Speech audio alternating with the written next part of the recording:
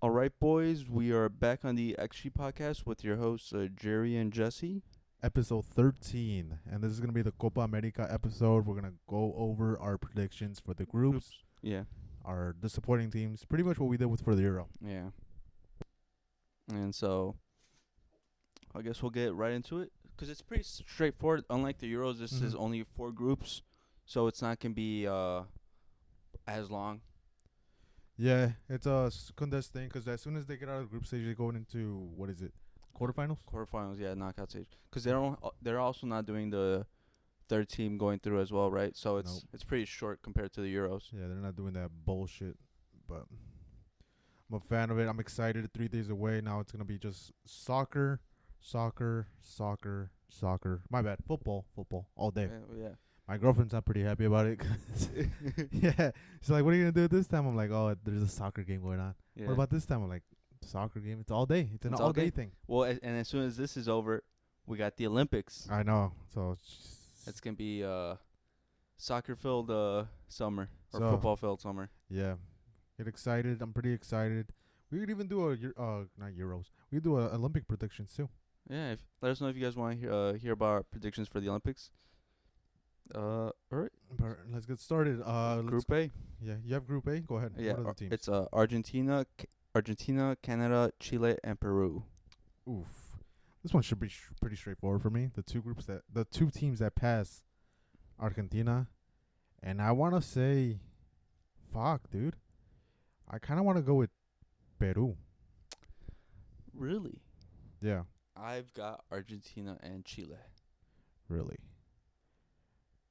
Peru has been getting good results. Then again, they haven't been facing the best teams. They're facing Guatemala, El Salvador, Dominican Republic, Nicaragua, and Venezuela. But you got who? Chile? Yeah. They're going through a whole new stage in their football development. Because remember their golden age where they won like 3 Copa Americas? Yeah, but they're they're in a generation transition. Mm. But they still have some of the old names that like Alexis Sanchez is still called up, and there's still like players, older players in there, and they also have some younger guys. I just still think they have enough experience and Like moments in. yeah. Go ahead, my bad. No, it's cool. It's just I was gonna say moments in them. Yeah, it's good. It's a good mix of youth and experience, like you said. And yeah, looking at the results, because I haven't really been keeping track with Chile since the whole golden generation. They almost beat France. They went 3-2. And is there any exciting players coming out of Chile other than, the one I do know is Alexis Sanchez. Claudio Bravio's still in the squad. He got called up. They have Diego Valdez, dude. They do, the GOAT. The GOAT. The GOAT. He kind of pisses me off sometimes. I'm not going to lie.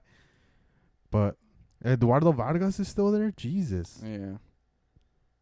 But I'd say I don't know. There's not really like a super blue chip prospect that we could point towards Chile right now. So I just felt like they do have some good young players that I don't know if they we consider them like world class prospects, but they're still they're good enough. Mhm. And then they have the experience side that will probably try to guide them through this transition that they're in, and probably give them one last moment before they head out. Yeah. It's going to be exciting to see Alexis Sanchez, to be honest, because that man turns into an amazing-ass player playing for the Chile national team. Dude, he's a star for them. I know. He is, bro. He's everything.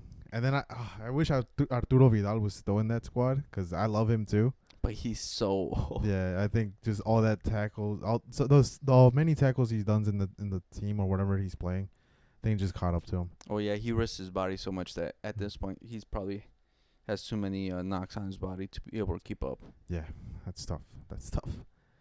All right, let's go to Group B. This one should be a very interesting group in my opinion. It's Ecuador, Jamaica, Mexico, and Venezuela. What are your predictions? I have, it's not a surprise, but I have Mexico, and then I have Venezuela.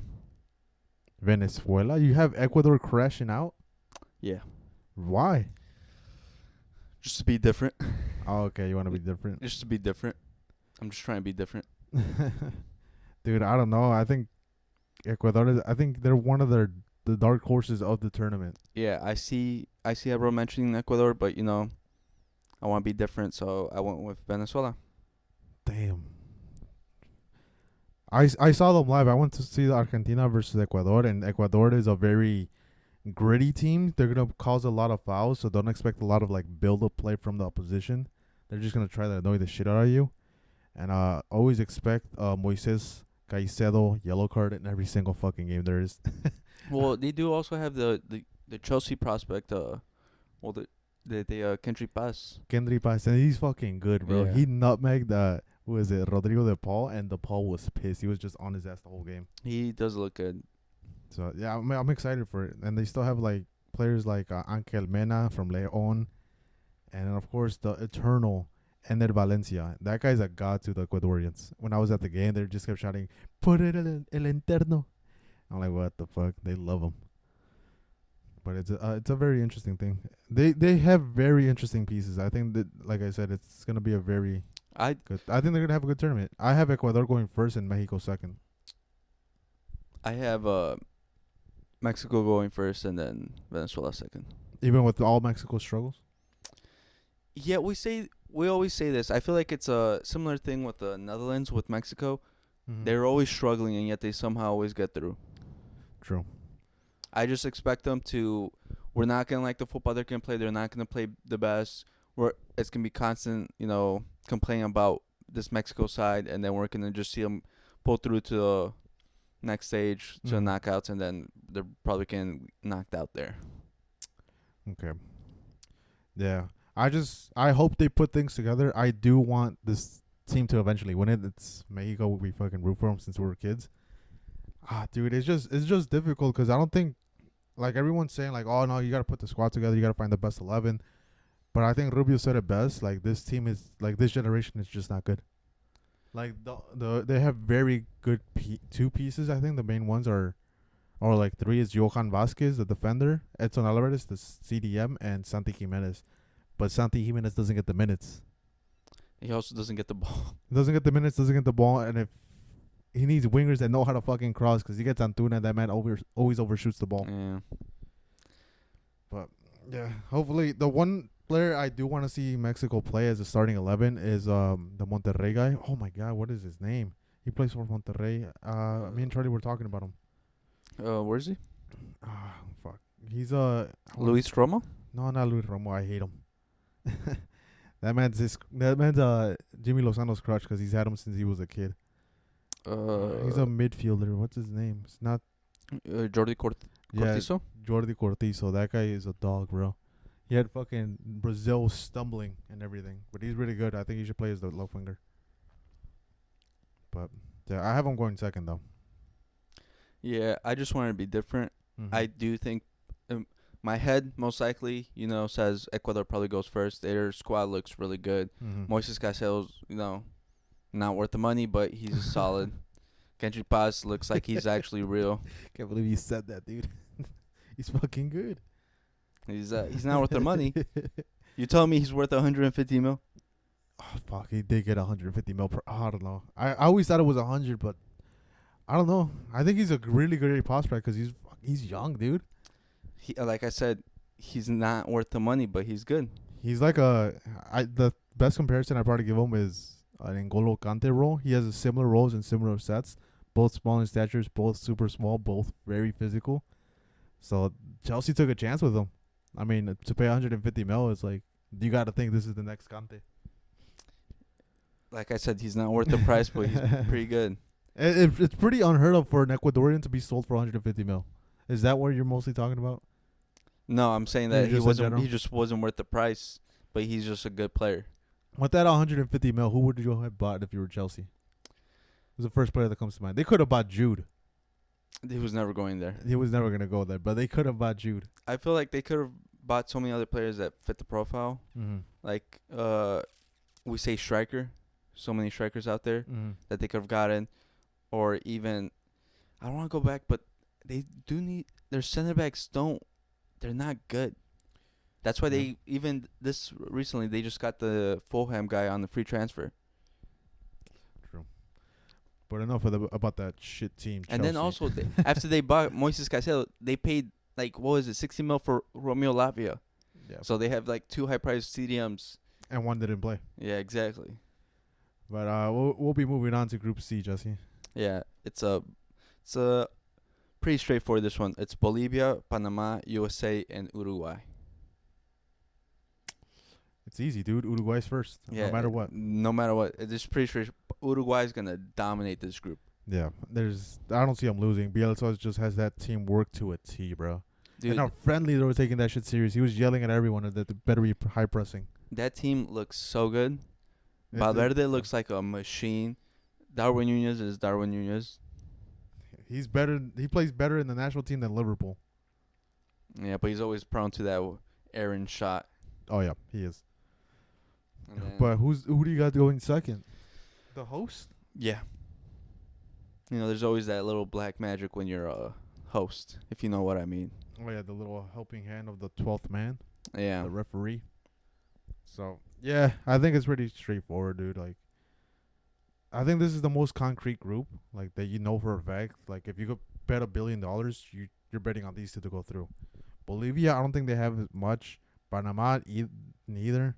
I know they've given U.S. and Mexico trouble, but they've mostly given them trouble at their home stadiums. Yeah.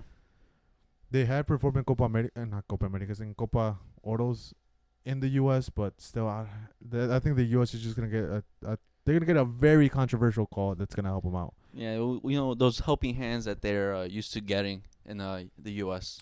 But I've seen some people on Twitter hyping up the U.S. after the tie against Brazil that they're gonna win it after that. No. But no, dude, your goalie had a tremendous performance. He had 11 saves, so like that's not gonna save your ass. Yeah, the U.S. does not look good.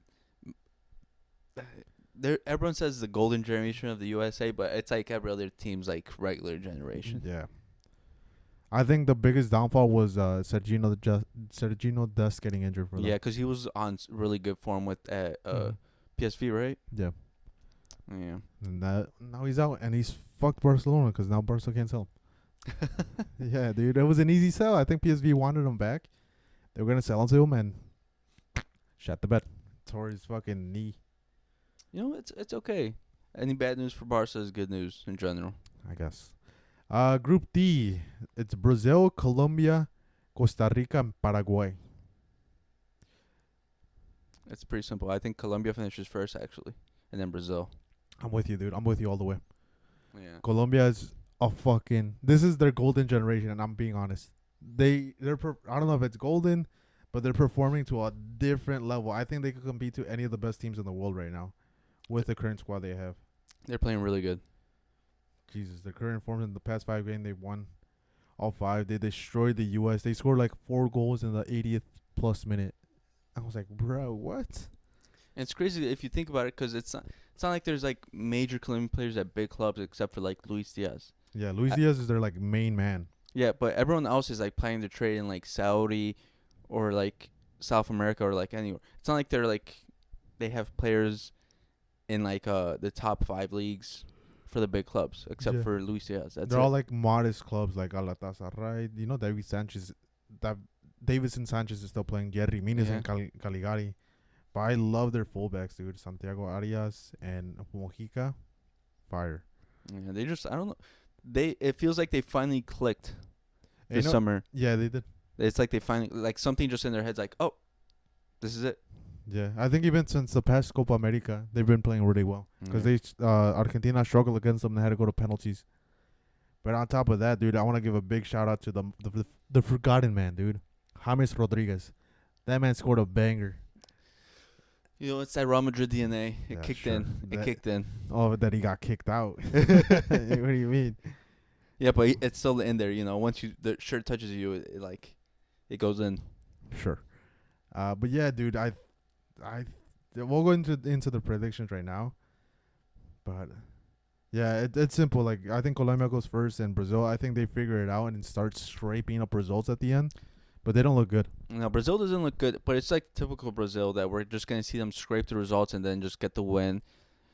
They have the overwhelming talent, but they just don't have the play.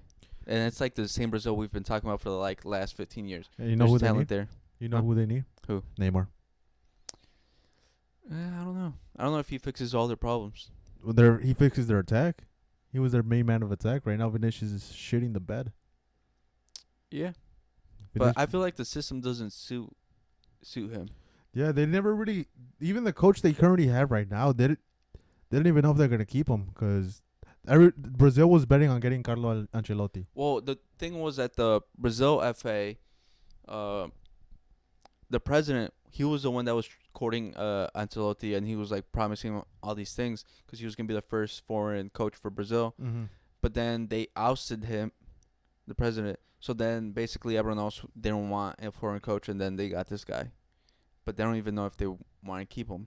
Yeah, It's just that they have no other options. yeah. This guy's just an interim. They're just seeing if it works out. I think if they somehow win the tournament, they're keeping the coach. Yeah, but I the way I see it is probably he's looking for a job. Yeah, if like no matter the result, if he loses, he's fired. Yeah, And they're not keeping him. and they're looking for a coach. Yeah. I still think Brazil's betting on Ancelotti probably getting him like next summer or something. Even for the World Cup. Yeah. Yeah, because even his win percentages at his previous clubs haven't been great. It's like I said, they have like no prospects or no one, no coach lined up for like anything. They just literally picked someone.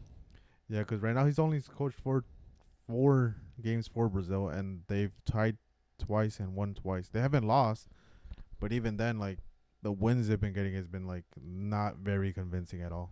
Because if I remember correctly, I think their last coach, he was coaching like I think Santos or Palmeiras or a different like a Brazilian team, and he was doing both jobs, and then he's like, I'm gonna give up the Brazil job and just focus on club, because it's just like it's not appetizing the national team job right now.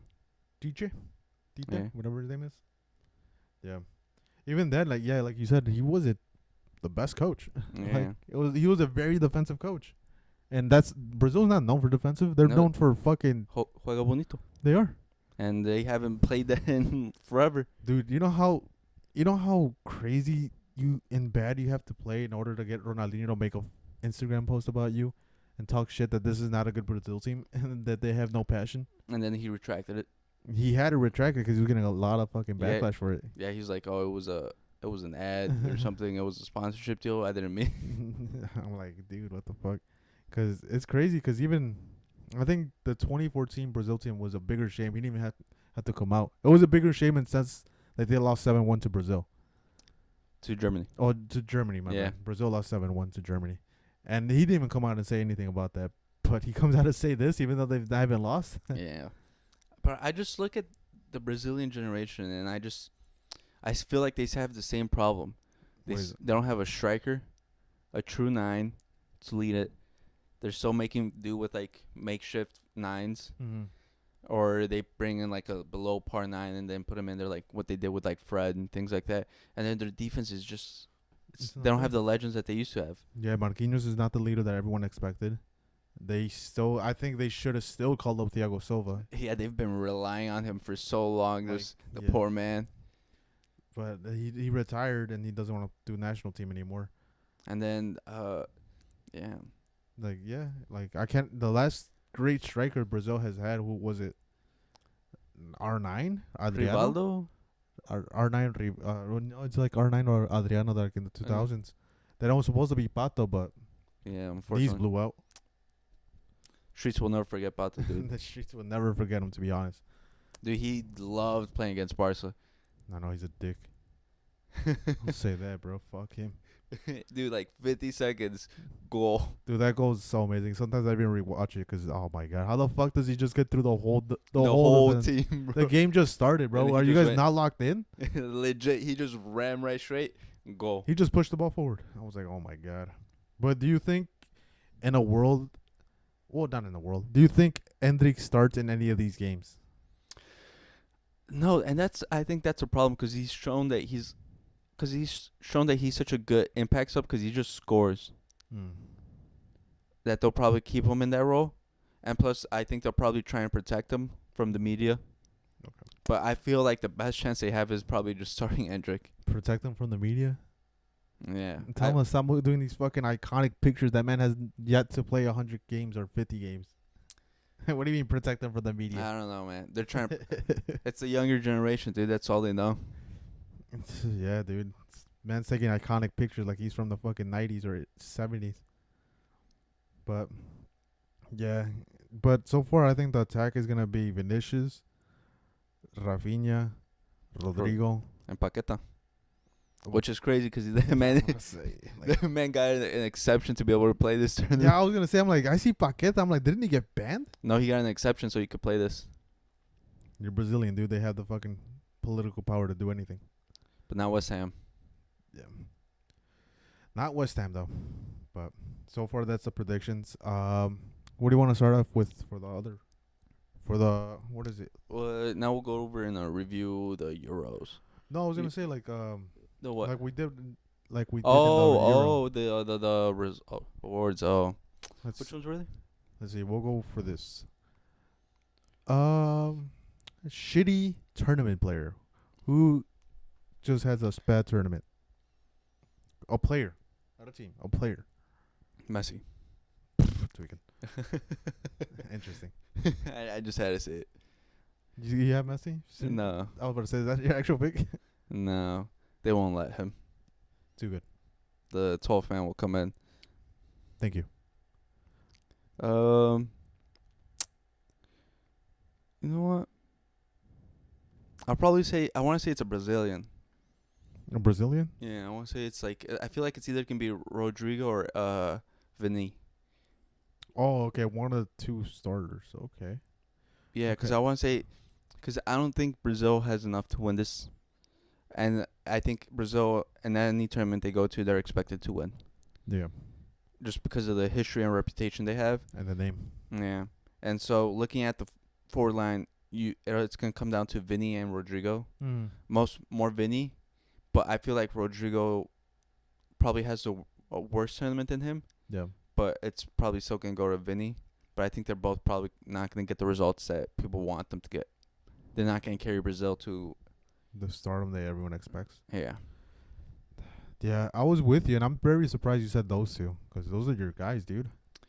Yeah, but Throwing your guys under the bus, that's crazy. I'm not throwing them under the bus. I just think the Brazil system and the coaching and the situation they're in is not just. It's not made for them. Okay. That's respectable. We're very objective here. Sometimes. Sometimes. Sometimes agendas must be maintained. I'm not gonna go player. Well, let me know. I'll say a player too, but I want to say Greg Berhalter for the U.S. national team. Well, I said player, but I think he's gonna shit the The bed. coach? Yeah.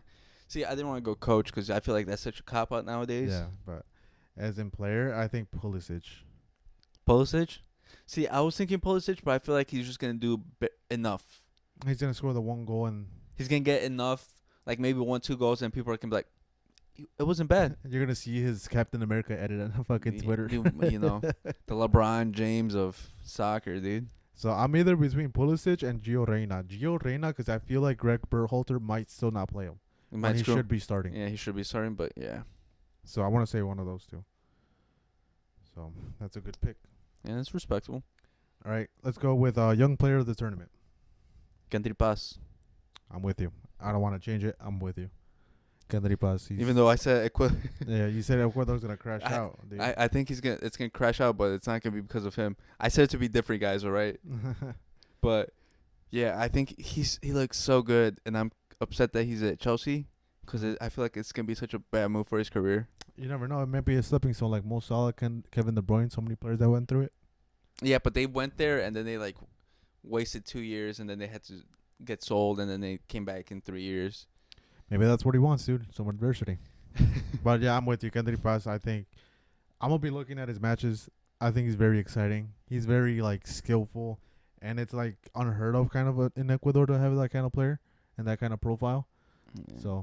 So he's so good. Be on a lookout for him. 17 years old to go to Chelsea. That's insane.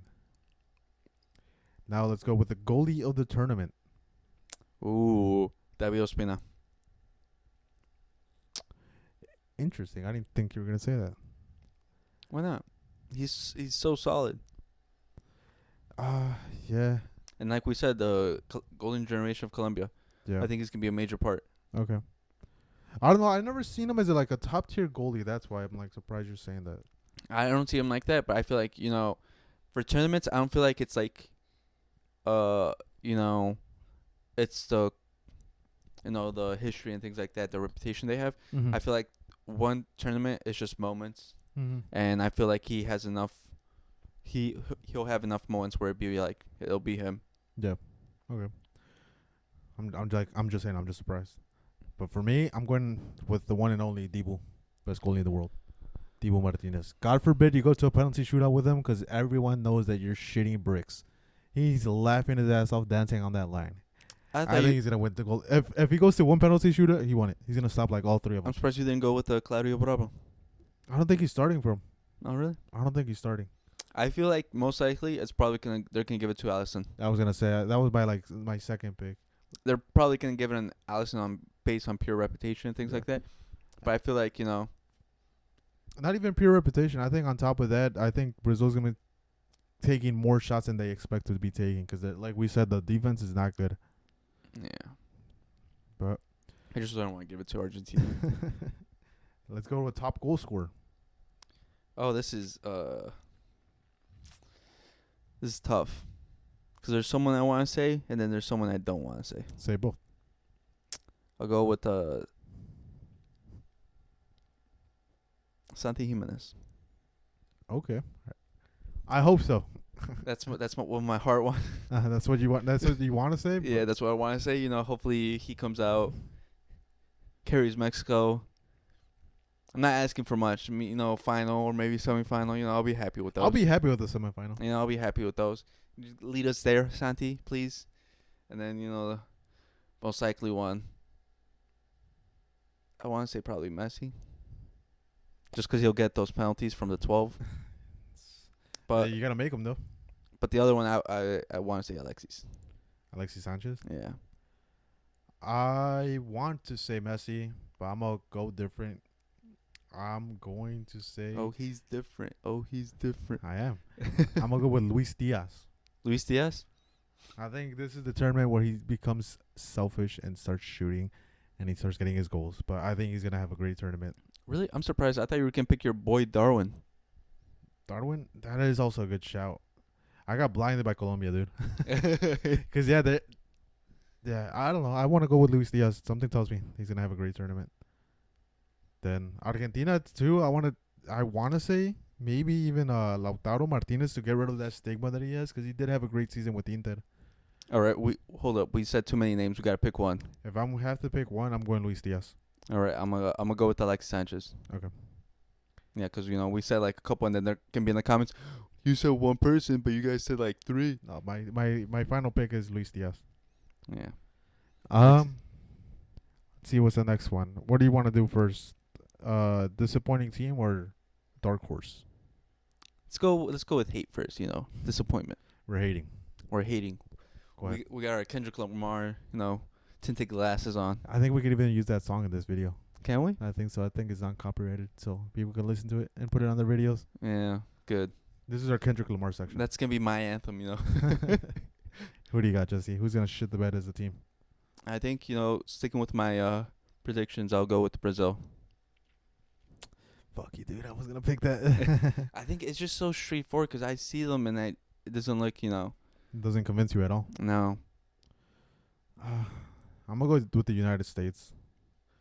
They like, if they're facing Mexico, they're the best team in the world. If they're not, they fucking suck.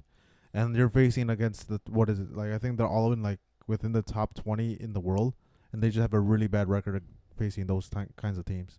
So I think they're gonna probably crash out in the first round of this tournament. Not the group stages, the first knockout round. Yeah, but they're gonna be like, oh, but we made the quarterfinals. No shit, yeah. That's so stupid. Same thing with Mexico, dude. If they make quarterfinals, I'm gonna be saying that all summer. They made the quarterfinals, dude. We made quarterfinals, dude. Yeah, dude. Oh, such a que el quinto partido, when it was actually the fourth. It's like, fuck. But historically, Mexico has always performed in these kinds of tournaments. They've always pretty much made it out of group stages. And now that I said that, they're gonna crash out. Fuck. Yeah, fuck, dude. You just I cursed just jinxed it. You just jinxed it. Well, no. Remember the last World Cup, they didn't make it out of the. No, and the Copa Americas. Jerry, I'm trying to help you out. I'm trying to help you out, man. You got it. No, dude. I wish. All right, guys, we're back, and Jerry just cursed Mexico to get out of the group stages. Hey, man. You can't blame it on me. They're the ones practicing every day and still fucking sucking. Nah, dude, it's you know how it goes. Cast a curse, dude. Facts. All right, so our next thing is our dark horse to win the whole tournament. The whole tournament? I thought it was gonna be a good tournament. No, dark horse is to win it. Okay. That's how I've always seen as the dark horse. I see Dark Horse more as like a going deep run, making like unexpected run. Okay. Yeah, that's probably right. You're probably right.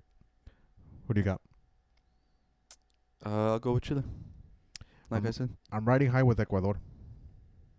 I can't go with Ecuador because I got them. Yeah, I was about to say you already kind of cursed yourself and bit yourself in the ass.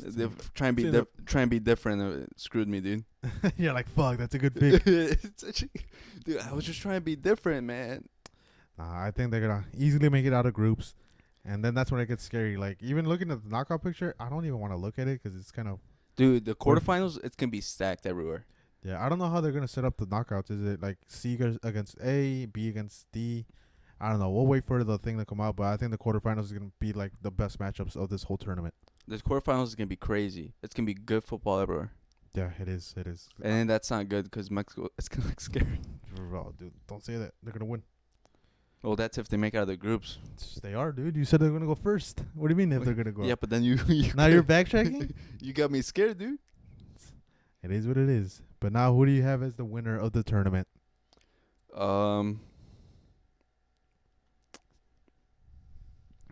I don't go with Argentina. I'll go with I'll go with Colombia. Solid pick. That's a very solid pick. And I've been thinking about this, and I've said it before the tournament started, before the friendly started. I think Uruguay wins. Oh, I forgot about Uruguay, dude. But that's my pick. Yeah, but that's a good pick. I've been looking at Colombia, and now I'm like, oh my god, I want to switch it, but I'm gonna stick with Uruguay because I said it. I'll stick with Colombia, but Uruguay, yeah, dude. How could I forget my boy Fetty? I don't know, dude. I just cast it off as they're immediately just gonna, and I completely forgot about it. But yeah, I think Uruguay is just gonna come stack and start fucking surprising a lot of these teams because they're not even high ranked in FIFA. I think what is their rank? I think Mexico is ranked higher than them, which is fucking absurd. Yeah, they're 15. Mexico's 14. that's crazy, dude. It's like, oh my god. They gotta update the stands after that fucking friendly. But yeah, I think this is where Uruguay shows their face and shows who they really are, and they're gonna be a major player come next You know World what? Cup. No, I'm sticking with Colombia pick. You know why? Darwin Nunez. I believe in the tournament knockout, he's gonna miss too many chances in one game, and it's gonna cost the team. Like Lukaku. Yeah, which we'll talk about later. Oh my god! But yeah, who do you think is the favorite to win this? Probably, I say Like the most obvious favorite. Argentina. I think that's what everyone would pick. Yeah, World Cup winners, previous Copa America winners, And it's in the U.S. and then Messi's in the U.S. So now, all the casual fans know about him, and that's what they're gonna pick. Yeah, it's gonna be a great tournament. I'm very excited to see it. Not very excited to see Ecuador versus like maybe Argentina again because it's gonna be non-stop hitting. That game will go to penalties. Yeah, I just want to give a shout out to Di Maria because he's probably gonna be Argentina's best player, and he's gonna go underappreciated. I say that Argentina would have won a lot more tournaments and finals if Di Maria was playing the finals, but he was always fucking injured when it came to it. Dude, he just carries the Argentinian flag, dude. He does. I guess so. Messi does the group stage. He does the final work. Fuck it. You gotta have that give and take. That give and take. Yep. But let's go into the review of the Euros so far. Tomorrow's the last day of the matches of the first round. And it's the Portugal group. But we're gonna go over a couple of key matches that we're very surprised about. Well, some are more surprised than others. Like which one? Like I had Switzerland going crazy, and you had Hungary. If I remember correctly. And dude, I don't remember that. I don't think I said that. And then what happened, Jerry? I think it was the other way around. Oh my god, dude! There were so many people talking shit about Soboslai on Twitter. Said every time the camera pans to him, that man just starts posing. But But yeah, Switzerland just fucked up Hungary. Hungary had his moments, but like, nah. I told you. Switzerland, great team. I told you. Didn't expect them to come out swinging like that. And Germany, I think that's a big W for Yeah, Germany. I think we were both talking about that Germany did not look good going into this, and they have the internal strife and whatever, and that they were probably going to struggle first game. They shut us up. But this is the kind of match they needed, to be honest, because they needed that confidence. Because Yeah. like, as long as like we're talking shit, like they shut us up, but like it's the truth. They were sucking ass. They weren't the best team every time the tournament started. Yeah. Since the 2014 World Cup. But I think the biggest problem was Scotland, actually. I think Scotland gave them this confidence. The coach, his tactics were so wrong. He let Tony Cruz the entire first half unmarked. Yeah. He let him basically pass the ball around and create whatever he wanted. Yeah, so there was nothing. So he was just pretty much pulling the strings and doing everything.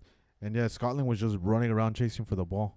Yeah. And then that horror tackle by fucking the Scottish defender on Gundogan. Bro, that's my player. Relax. Like, what? Dude, they got it against Barca, dude. Like, Jesus. Everyone's like, I didn't even think it was that bad of a tackle. No, when you saw the replay, you're like oh my God. 2-footed his ass. He's lucky to have his nothing happened, nothing serious.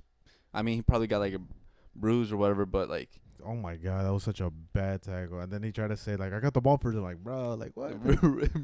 This isn't like early 2000s, 90s of football anymore. You can't get away with I hit the ball first. Like, Jesus. But no, it's good ups for Germany.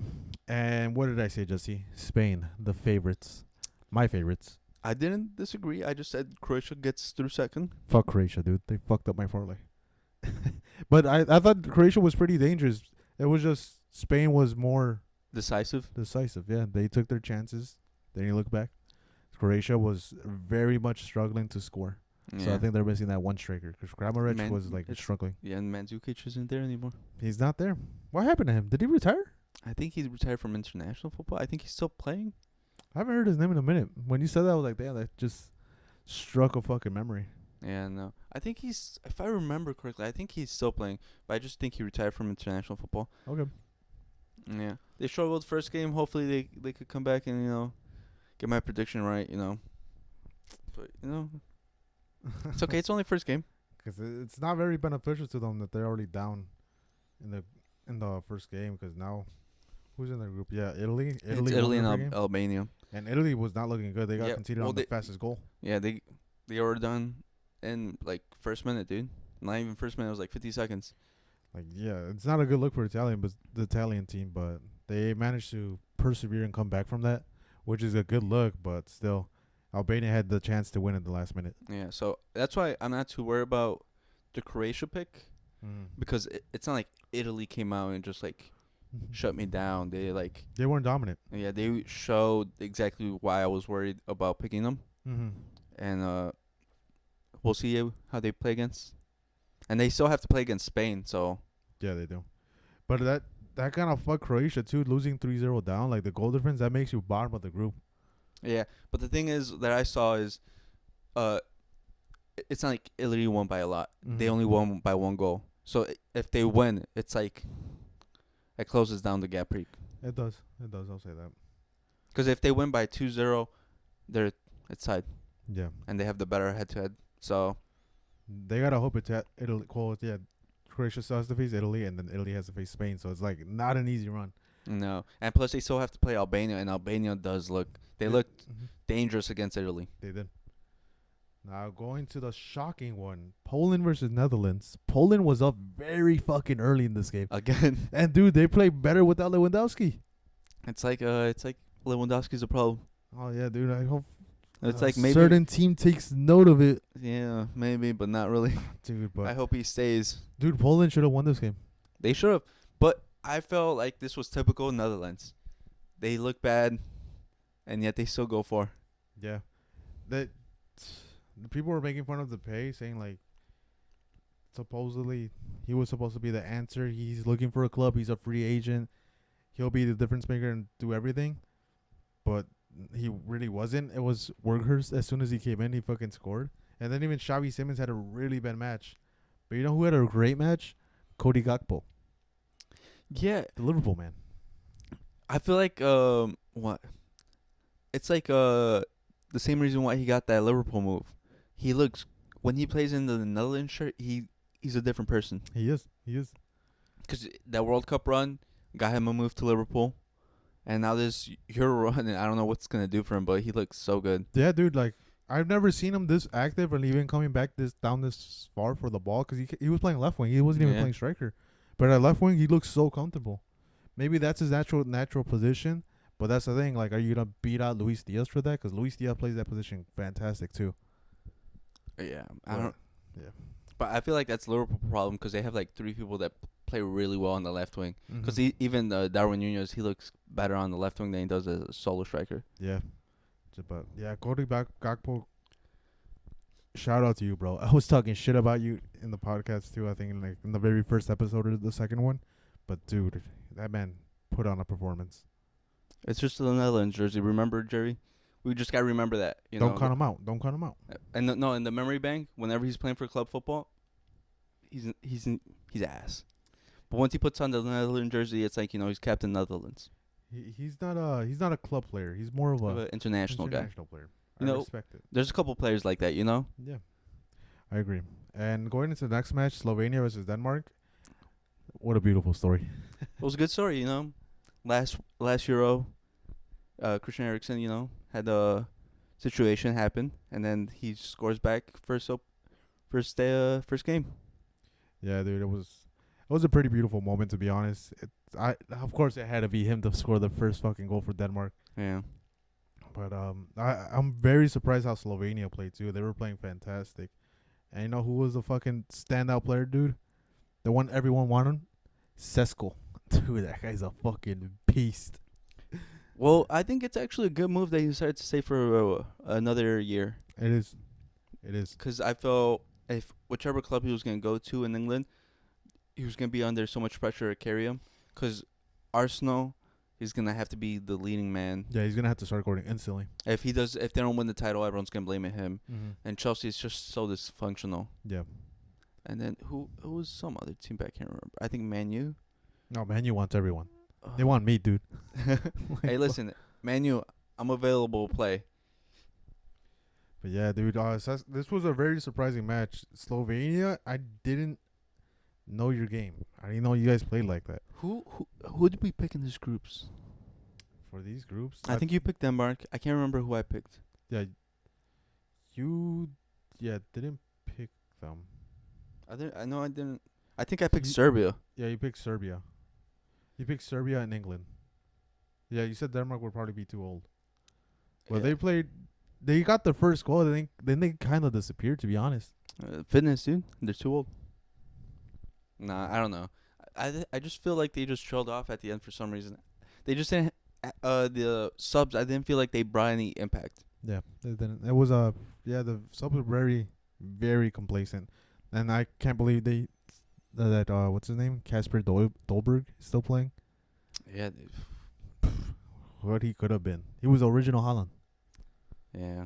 And then even Poulsen, they put him in. It's like Poulsen is not really the guy to be putting in these kinds of situations. I would have preferred another midfielder, a creative one, because they were struggling creatively. Because Eriksen started getting tired. And we'll talk about the most disappointing match of all time, the snooze fest, which was Serbia versus England. Hey, England, remember what I said last week? You guys are ass. How do you have that much talent and still fucking suck? I told you the midfielder was too unbalanced. And we said the biggest problem that we saw is if they play Foden and Bellingham in the same spot, the midfield is going to be unbalanced because there's going to be no way to manage it.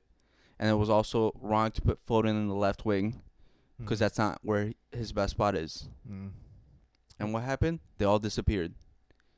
Jude had that one moment, and then that was it. Yeah, he scored the goal, which he shut my ass up instantly. And then they were just defending the whole time. Yeah. Everyone was in the back defending. Only Harry Kane was by his lonesome on top. But I think the player that had the worst match was Phil Foden. And even FootMob has him as one of the best matches. He's one of the best players at 7.4. No, he was horrible. I told you, Jerry, we can't go by the numbers. People that just look at the numbers just go to FootMob and look at he had a decent game.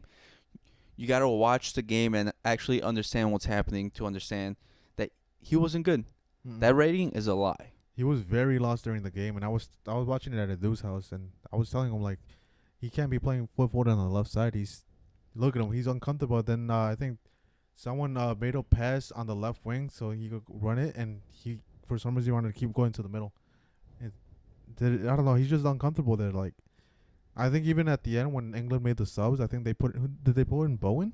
They put Jared Bowen, but they took out Saka, and then it was Trent Alexander-Arnold for Gallagher, and who was the other one? There was Kobe Mainu. But he came for Jude. But I think towards the end, Jared Bowen looked good. Yeah, he started playing good, and then they even moved Phil Foden back to the right, and he started showing up a little bit more. But like, dude, you need a natural left winger playing on the left side. You can't be playing Phil Foden. I think this England selection was bad by Gareth Southgate because they literally have 4 right wingers. And I was very scared of him to be making these kind of like defensive moves instead of going out and securing the win. He has such a deep bench. They could have even taken off Harry Kane because Harry Kane looks very slow. He looks so slow. They were trying to go for a counterattack, and he's not able to do that. That's not the style he plays. Like they have Ollie Watkins to put in the bench, and I'm even surprised Cole Palmer didn't even play. Yeah, but it was he was very scared. Esse could have played like to bring in a different dynamic to the game, and like even start provoking fouls. But like no, the whole time they were just doing long ball and hoping Serbia stops fucking attacking them. My biggest question actually from this game was Trent Alexander-Arnold. He started him in the midfield alongside Declan Rice, and he did not look good. No. My biggest question is he going to play again? And if he does play, is he going to be back in midfield, or is he going back to right back? Yeah. Because he did not look good. Like, even one of the chances that they had was because he misplaced the pass. Mm-hmm. So, like, what's going to happen? Because Declan Rice, shout out to him, because he was one-manning the entire midfield by himself at certain points. Yeah, and they gave Jude Bellingham man of the match, but I think it should have been Declan Rice. Declan Rice was everywhere in that midfield. He was stopping so many passes. He was intercepting everything. He was even coming off the back so, like, cool-minded. And I'm a big, like, I don't say how big is Declan Rice hater, but I did criticize him, but this is one of the best matches he's had. Yeah, he looked really good. I felt like Jude disappeared at moments, but I felt like he was also... I think he eventually became and started like dropping deeper and helping Declan, because it was just basically those two at the end. You want to know KSI's solution to this? What was it? He tweeted that. Hold on, let me bring the tweet. This man, and he's getting clowned for it right now. Good. I told you, he's not a football guy. He said, "Drop Harry Kane, put Bellingham as the false 9. Put Foden as the left center mid." I'll tell you the formation right now. Put Foden as the left. I'm sorry. What? Let me start off with the formation actually, because he put it at the end. He should have put it earlier. His formation is a 4-3-2-1.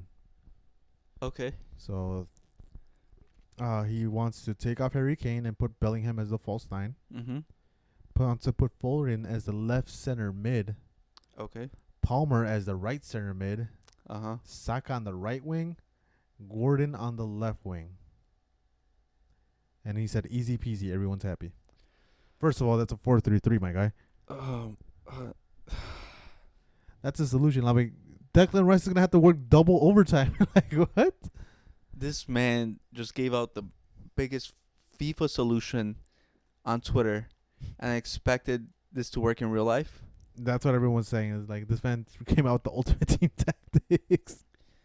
Yeah, let me just put out 4 attacking players and then leave Declan Rice by himself, and then they'll just get overrun. And the only guy that helps out Declan Rice, Bellingham, to play false 9. Play false 9. Yeah. No. Declan Rice is going to be fucking pissed after the game. He'll probably tear his ACL. Yeah, both of them. Like, he's going to have to cover so much ground. You know what, England? You should listen to KSI. Let's see. Let's put that to work next match. Let's see what happens. Oh, my God, bro. And he wants Saka, the man that disappeared? I'm surprised he didn't start limping. Yeah, I was gonna say when he was getting subbed, I'm like, oh, is he limping? And it was like, no, I think he just walks like that. I'm like, no, he's not limping. Never mind. No, but he did not have a good performance. Mm. I'm surprised I forgot he was even playing. Yeah, Me too. But hopefully next time they lose. Because I had money on England. I parlayed it Netherlands to win, which I was sweating because Poland played great. And I put England to win. And then I cashed out at halftime because I did not trust England. Dude, they did not look. They did not give anyone any reason to trust them. Mm-hmm. It was like typical England. They scored and then they went back, but it's not like they have the typical defenders to defend. Cause like, they were sending crosses into the box, and without Harry Maguire there, it looked so scary. Yeah, but even though the defender that replaced Harry Maguire, Guehi, he played fantastic. He did look good, but I still don't trust that England backline. Yeah, it's a very scary thing to be honest. But let me see, because I think Serbia even topped their group for qualifying. So I think they even overlooked Serbia and how they would play. They like underestimated them. But we'll go to the matches that happened today, and the biggest shock of them all, which was Romania to win Romania 3-0 Ukraine. Bruh. Who did we pick in that one? I'm pretty sure none of us picked Ukraine. I picked Belgium and I think Slovakia to go through, but I can't remember. Or even Ukraine. I think I picked Belgium or Ukraine. You went Slovakia. Did I pick? I went Slovakia. I think we gotta write them down. I'll after this I'll write them down and we'll remember. But I did not have Romania winning at all. I think thought they were gonna be bottom of the group. Yeah, I think we both had Belgium. That's it. Mm-hmm. I just can't remember which Belgium also. Yeah, we'll get to that right now. But we could just go over the Romania one real quick. What the fuck, Ukraine? You guys have a great squad on paper, like very great players right now that are popping off. I think that's what we both said that last time. They're like on paper they look good, but they just don't. No, but what about you? Don't want to talk about your black magic, dude? Lunin? Yeah, what the fuck? I told you, Jerry. The jersey gives you powers. Oh my god! The one time I want this guy to fuck up and it's during the Euros. Like, it could have been during the season of the Champions League. No, Jerry, that shirt gives you powers. God damn. But yeah, Romania, huge shock. Very huge shock. We got to respect them. I'm going to look at the next Romania match because I did not watch this game. Well, on top of that, I was working. But Jesus Christ. Yeah, they look good. But also, I felt... They scored bangers. The first goal was good. Second goal was amazing. It was a long shot. The one in the... Never mind. It was the Lunin pass was the first one, right? Mm-hmm. Yeah. I switched them out for some reason. Yeah, I felt like the situation became kind of bad for Ukraine after they went down. It's like they didn't know what to do. Yeah. And then Romania just... I don't know. It's like... it's crazy because nowadays we don't see a lot of long shots. Yeah. And they just came out and just... That's all they were doing. They were just hitting that shit. And even going back to the Slovenia one, that shot was amazing. Yeah. But it was a deflection. But yeah, fucking hell, Romania. I'm gonna watch their next match for sure. Respect. And the biggest shock, Belgium versus Slovakia. I just want to say this is Kevin De Bruyne's fault. Kevin De Bruyne? Yeah. Why? Courtois not there. Courtois would have, saved them. Nah. That was Doku's fault right there. Courtois would have saved them. I'm blaming on the goalie did deflect it back into the attacker. I thought it was offside, but the margins, dude. VAR saves everyone. Yeah, dude. I'm telling you, Courtois saves it. But De Bruyne didn't want him, so this is his fault, and I'm happy. And then you got to go back to your boy, Lukaku. My boy. My boy. Oh, my God, bro. Like, this guy, he must be seeing all the hate on Twitter, right? This is the thing with Lukaku. He always gives us reason to not believe in him. Mm-hmm. And then he goes on a good season, and everyone believes him back in him. Because we all know the potential that he's had since he was a kid. All the results that he's pulled out. But he always he shows us what he truly is, and people always forget. Like, people give Darwin Nunez shit? No, bro. Lukaku's in a league of his own. Dude, we've always seen him do this. With Inter, he cost him the Champions League. And in Belgium, he's going to cost him Euro. In Belgium on multiple occasions, and then again in Belgium. Nah, I don't know why they're starting Lukaku. It should just be Openda at this point. Like, after that performance, he should not be starting. Because he had so many goals to score. Like, they were right in front of goal, too. Yeah. But, yeah. But I think, dude, it's so dumb. Because it would have been a different story if he made at least 2 of them. Because then we're like, oh shit, Lukaku's in great form. But for you to miss every single chance, that's like unheard of. It's very unheard of.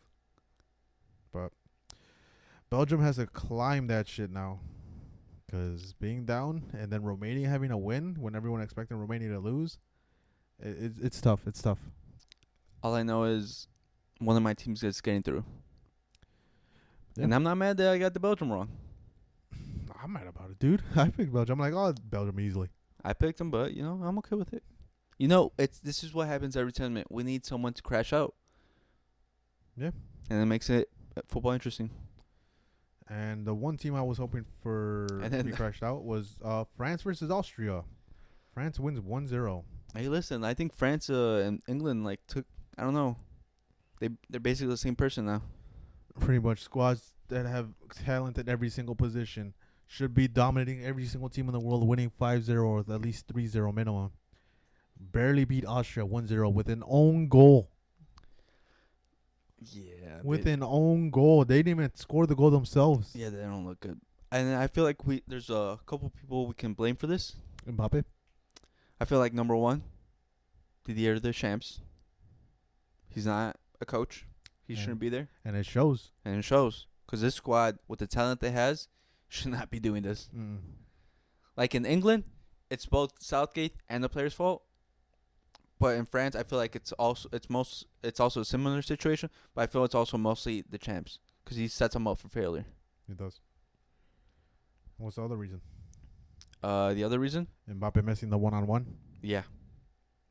And also another reason is he's keeping Tchouaméni and Camavinga on the bench. Well, I understand the Tchouaméni one, but he's starting Rabiot over Camavinga. It's unheard of. The man that had a fantastic Champions League performance is getting benched for Rabiot. It's so dumb. Can someone explain this to me? Because I would love to understand. And I think Mbappe is also hindering a lot the squad because Dembele's playing great on the right side. He's like creating chances and like taking people on. But Mbappe keeps doing this thing where he drifts towards the striker position where Thuram, and there's nothing left on the creative side for the left side. And it's only what's it called?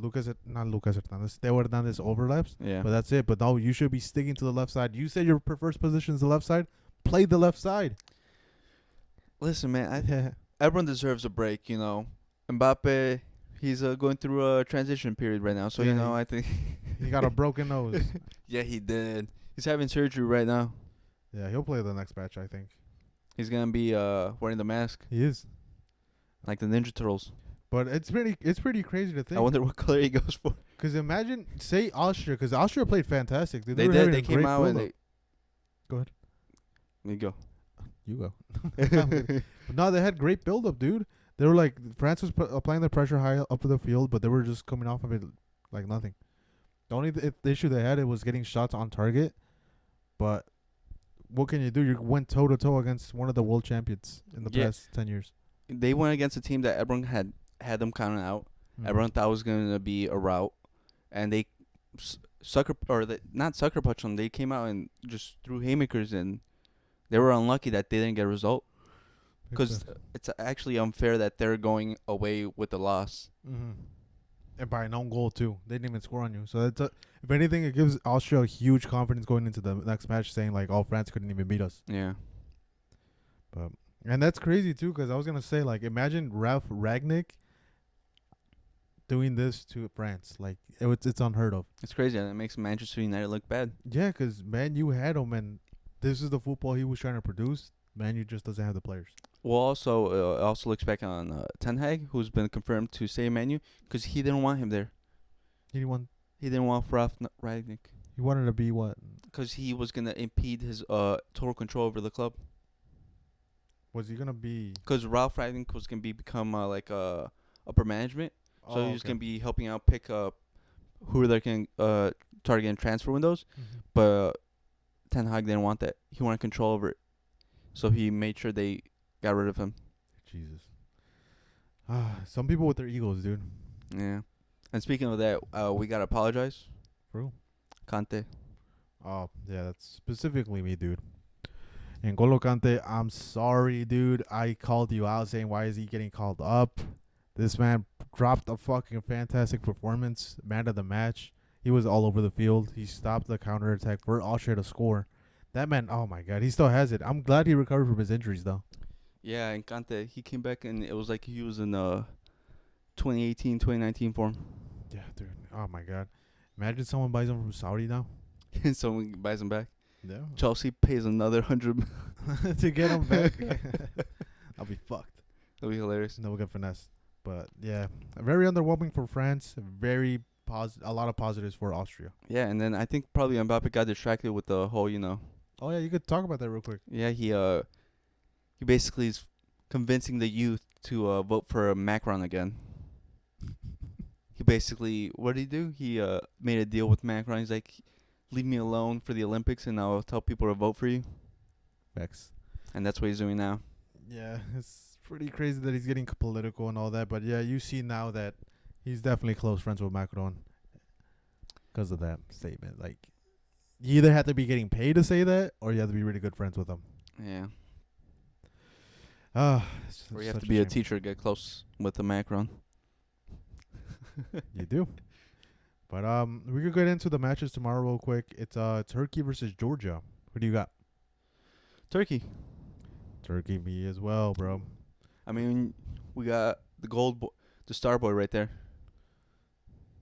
I don't know about Starboy, but I think he's a very exciting player. Star boy right there. He's not gonna play in Real Madrid anytime soon, Jesse. The star boy. But yeah, I think Turkey's just a great worked around team. Georgia, it's very fantastic that they made the tournament, but I just think they might get outclassed and have to be running around for the ball. Feel bad for Kvaratskhelia.